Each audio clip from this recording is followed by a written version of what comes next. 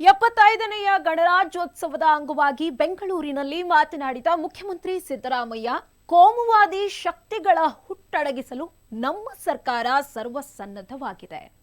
ನಮ್ಮ ನಡೆ ಅಭಿವೃದ್ಧಿಯ ಕಡೆಗೆ ಸಾಗುತ್ತಿದ್ರೂ ನಮ್ಮ ಕನಸಿನ ಭಾರತದ ಗುರಿಯನ್ನು ತಲುಪಲು ಸಾಧ್ಯವಾಗಿಲ್ಲ ಎನ್ನುವುದನ್ನು ವಿಷಾದದಿಂದಲೇ ಒಪ್ಪಬೇಕಾಗಿದೆ. ಅಭಿವೃದ್ಧಿಯ ದಾರಿಯಲ್ಲಿ ಹೊಸ ಸವಾಲುಗಳು ಎದುರಾಗಿವೆ ಎಂದು ಹೇಳಿದರು. ಕಳೆದ ವಿಧಾನಸಭಾ ಚುನಾವಣೆಯಲ್ಲಿ ಕನ್ನಡಿಗರು ನೀಡಿರುವ ಜನಮತದಲ್ಲಿ ಸಂವಿಧಾನದ ಆಶಯವಾದ ಜಾತ್ಯತೀತ ಸಮಾಜದ ರಕ್ಷಣೆಯ ಸಂದೇಶವೂ ಇದೆ ಎನ್ನುವುದನ್ನು ನಮ್ಮ ಸರ್ಕಾರ ಅರ್ಥ ಮಾಡಿಕೊಂಡಿದೆ. ಸಮಾಜವನ್ನ ಧರ್ಮಗಳ ಆಧಾರದಲ್ಲಿ ವಿಭಜಿಸುವ ಹುನ್ನಾರಕ್ಕೆ ಜನತೆ ಬಲಿಯಾಗಬಾರದು.